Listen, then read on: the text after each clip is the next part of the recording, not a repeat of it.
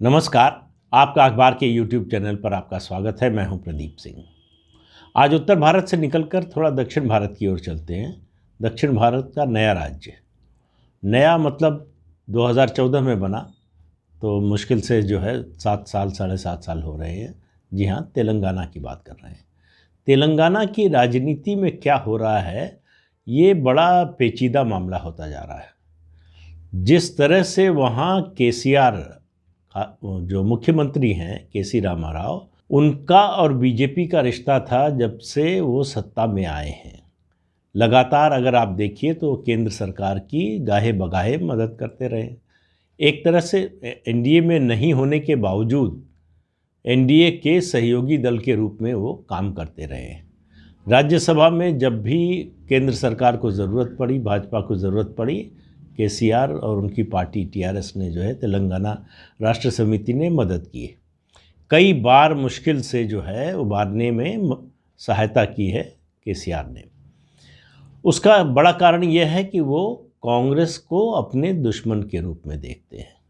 और आपको याद हो तो 2019 के चुनाव से पहले केसीआर ने एक और कोशिश की थी कि नॉन कांग्रेस नॉन बीजेपी एक अल्टरनेटिव बनाने की, केंद्रीय राष्ट्रीय स्तर पर एक विकल्प तैयार करने की कोशिश की थी, जिसमें क्षेत्रीय पार्टियां जो हैं शामिल हों।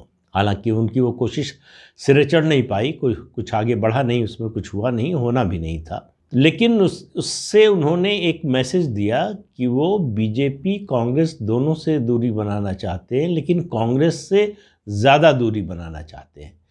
क्योंकि अगर आपको केंद्र में कोई विकल्प तलाशना है तो उसके लिए आपको बीजेपी के खिलाफ ही विकल्प तलाशना होगा, और उसमें जो जो भी योगदान कर सकता हो, कांग्रेस आज भी कुछ भी कहें सबसे बड़ी पार्टी है विपक्ष की, तो उसको जैसे ही आप माइनस करते हैं, जो काम अब जो है तृणमूल कांग्रेस करने की सोच रही है, वैसे ही वो विकल्प कमज़ोर हो जाता है। तो मन में सवाल उठने लगता है कि भाई दरअसल आप बीजेपी के खिलाफ हैं या बीजेपी के साथ हैं। तृणमूल कांग्रेस को ममता बनर्जी के इस प्रयास को भी लेकर तमाम लोग सवाल उठा रहे हैं, कि आरोप लगा रहे हैं बल्कि, कि वो एक तरह से बीजेपी की मदद कर रही हैं। वो एक तरह से उन्होंने घोषणा कर दी है इस अपने अभियान के जरिए कि 2024 में भी भारतीय जनता पार्टी का, मोदी का कोई विकल्प नहीं है। लेकिन आज मैं तेलंगाना की बात कर रहा हूँ।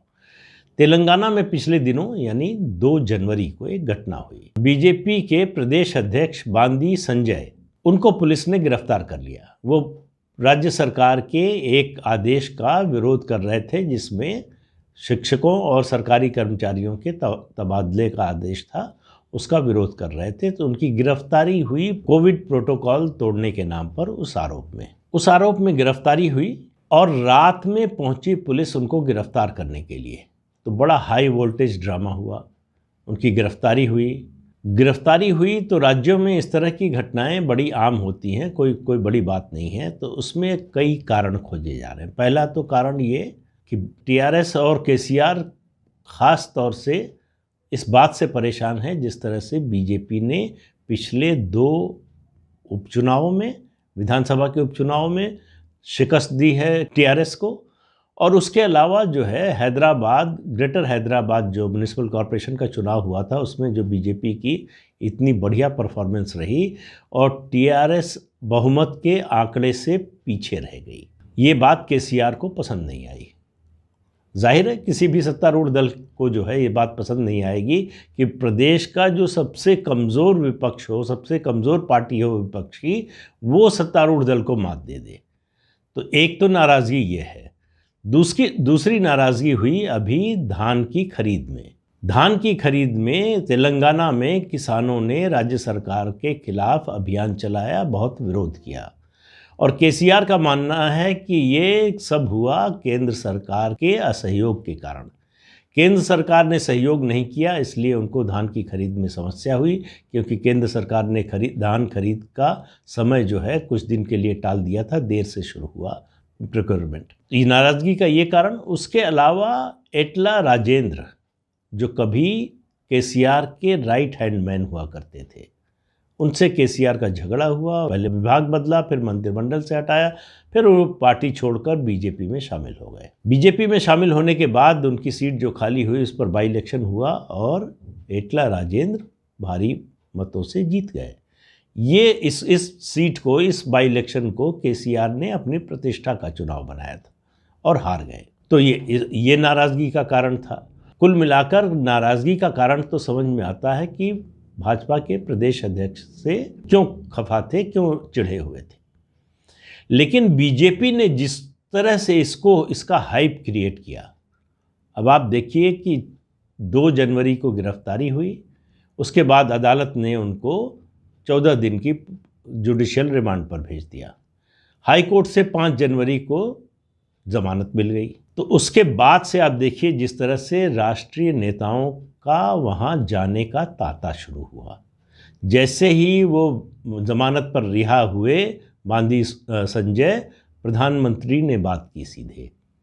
ये आमतौर पर होता नहीं है कि कोई प्रदेश का नेता गिरफ्तार हो किसी आंदोलन में और फिर उसकी ज़मानत हो तो उसके बाद प्रधानमंत्री उससे सीधे बात करें। तो इसको हाइप देना था इसलिए। तो 5 जनवरी को उनकी रिहाई हुई, लेकिन 2 जनवरी को गिरफ्तारी के बाद बीजेपी ने पूरे प्रदेश में घोषणा कर दी इसके खिलाफ आंदोलन की। 4 जनवरी को भारतीय जनता पार्टी के राष्ट्रीय अध्यक्ष जेपी नड्डा पहुंच गए। उन्होंने कहा ये धर्म युद्ध है, ये लड़ाई हम लड़ेंगे। उसके बाद उनके समर्थन में रैलियों का, कार्यक्रमों का सिलसिला जो शुरू हुआ, तो उसमें मध्य प्रदेश के मुख्यमंत्री शिवराज सिंह चौहान पहुंचे, उसमें केंद्रीय मंत्री पहुंचे, उसके अलावा छत्तीसगढ़ के पूर्व मुख्यमंत्री रमन सिंह पहुंचे, फिर अभी कुछ दिन पहले असम के मुख्यमंत्री हेमंत बिस्वा शर्मा पहुंचे। उन्होंने कहा कि बाबर के नाम पर राज करने का समय चला गया और कहा कि ज़्यादा दिन दूर नहीं है, जैसे अनुच्छेद 370 चला गया, जिस तरह से भव्य राम मंदिर बन रहा है अयोध्या में, जल्दी ही निज़ाम और ओवैसी पर निशाना साधा। उन्होंने कहा ओवैसी का नाम भी मिट जाएगा, हट जाएगा। तो अभी वहाँ चुनाव नहीं हो रहा है। हालांकि तेलंगाना में विधानसभा के चुनाव 2023 में होने, तो ज़्यादा समय नहीं है, लेकिन फिर भी काफ़ी समय है। तो अभी चुनाव का कोई माहौल नहीं है, चुनाव की कोई घोषणा नहीं। 5 राज्यों में चुनाव हो रहे हैं, वहाँ इतने नेता नहीं गए बीजेपी के जितने तेलंगाना में पहुँच गए। तो अब सवाल ये हुआ कि बीजेपी इसको हाइप क्रिएट कर रही है। ये ऐसा मामला था जिसको चाहते केसीआर तो मामूली गिरफ्तारी या जो है वहीं गिरफ्तारी वहीं ज़मानत या छोटे मोटे उस एक्शन के साथ मामले को रफा दफा कर सकते थे। इसका मतलब जो जानकार हैं वो बता रहे हैं कि इस मामले को केसीआर ने भी हाइप दिया। क्यों दिया? बीजेपी की मदद के लिए। किस तरह से? उनका मकसद बीजेपी की मदद करना नहीं है, वो नहीं चाहते कि बीजेपी की ताकत बढ़े, लेकिन वो ये ज़रूर चाहते हैं कि कांग्रेस की ताकत हर हालत में घटे। देखिए, राज्य का विभाजन होने के बाद से जो है तेलुगु देशम पार्टी ने एक तरह से तेलंगाना को समझिए छोड़ ही दिया है। वैसे भी आंध्र प्रदेश में भी तेलुगु देशम पार्टी की हालत बड़ी ख़राब है। तो कांग्रेस बचती है, उसके बाद बीजेपी के केवल 3 विधायक हैं अभी विधानसभा में। 117 की विधानसभा में 100 सीटें जो हैं वो तो अकेले टीआरएस की ही है। तो इससे अंदाज़ा लगाइए कि बीजेपी की जो असेंबली में स्ट्रेंथ है वो नहीं के बराबर है। इसको हाइप देकर केसीआर जो है कांग्रेस के मुकाबले बीजेपी को आगे करना चाहते हैं। और उसका कारण बताया जा रहा है कि कांग्रेस के जो प्रदेश अध्यक्ष हैं रेवंत रेड्डी, उनको फूटी आंख नहीं देखना चाहते केसीआर, और वो केसीआर के विरोध में है। तो ये जो पर्सनल लड़ाई है पीसीसी प्रेसिडेंट और केसीआर की, उस लड़ाई में बीजेपी का राजनीतिक फायदा हो रहा है। तो ये जो हाइप क्रिएट हुआ, जिस तरह से भारतीय जनता पार्टी के राष्ट्रीय नेता पहुंचे और अब भी वो सिलसिला जारी है। बीजेपी अपने को प्रदेश की नंबर 2 पार्टी के रूप में स्टैब्लिश करने की कोशिश कर रही है। और ये राजनीतिक रूप से बड़ा आश्चर्यजनक लगेगा कि जो सत्तारूढ़ दल है वो इसमें मददगार बन रहा है। क्यों? क्योंकि दोनों के जो कॉमन एनिमी है, दोनों का जो साझा दुश्मन है वो कांग्रेस पार्टी। बीजेपी को मालूम है कि तेलंगाना में उसकी नंबर 2 की हैसियत तभी स्थापित होगी जब कांग्रेस पार्टी तीसरे नंबर पर जाएगी। और केसीआर को लगता है कि कांग्रेस को ख़त्म कर देंगे तो हमारा एक छत्र राज्य हो जाएगा, बीजेपी को अभी हमको चुनौती देने में बहुत समय लगेगा। तो इसलिए हमारे रास्ते से कांग्रेस का कांटा हट जाए और बीजेपी के रास्ते से भी कांग्रेस का कांटा हट जाए, तो दोनों के लिए विन विन सिचुएशन है। राजनीति में इस तरह का आंकड़ा आपको, इस तरह का समीकरण, इस तरह की स्ट्रेटजी शायद ही कभी देखने को मिली हो, लेकिन तेलंगाना में ऐसा हो रहा है। भारतीय राजनीति में बहुत कुछ ऐसा होता है जो तार्किक रूप से सोचने पर, या कहिए कि जिसकी संभावना सहज रूप से पारंपरिक राजनीति की दृष्टि से संभव नहीं लगता। कोई भी राजनीतिक दल, मतलब खासतौर से सत्तारूढ़ दल, नहीं चाहेगा कि उसके प्रदेश में कोई भी विपक्षी पार्टी कमज़ोर हो, मजबूत हो, वो और ज़्यादा मजबूत हो। लेकिन यहाँ ऐसा हो रहा है। केसीआर बीजेपी की मदद कर रहे हैं कांग्रेस को ख़त्म करने में, बीजेपी केसीआर की मदद ले रही है कांग्रेस को ख़त्म करने में। तो दोनों का साझा दुश्मन कांग्रेस, और कांग्रेस में सन्नाटा है। इतना सब कुछ हो गया, कांग्रेस की ओर से कोई हरकत नहीं है। कांग्रेस का हाईकमान तो जैसे लगता है कि वो अब एग्जिस्ट ही नहीं करता। कोई हाईकमान नाम की चीज़ है जो कभी हाईकमान का रुक्का चलता था, सब कुछ तय होता था, कोई पत्ता भी नहीं हिलता था किसी राज्य में हाईकमान की मर्जी के बिना। अब हाईकमान उपस्थित भी है, इसका भी पता नहीं चलता है।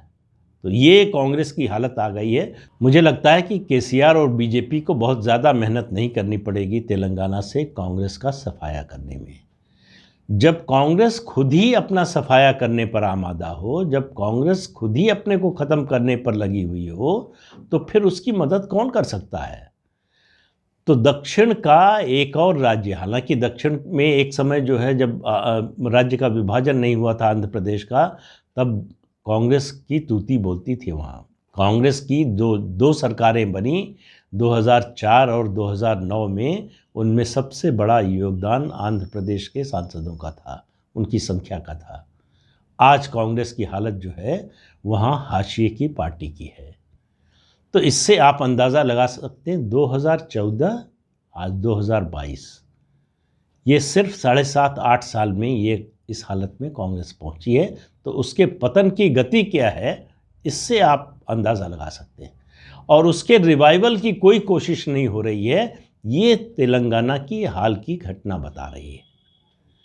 चुनाव में बहुत समय नहीं है, हालांकि अभी चुनाव नहीं है, लेकिन बहुत समय नहीं है। आपको याद होगा कि तेलंगाना विधानसभा के चुनाव भी 2014 में लोकसभा के साथ हुए थे, लेकिन सत्ता में आने के बाद केसीआर ने लोकसभा से अलग कर लिया चुनाव को।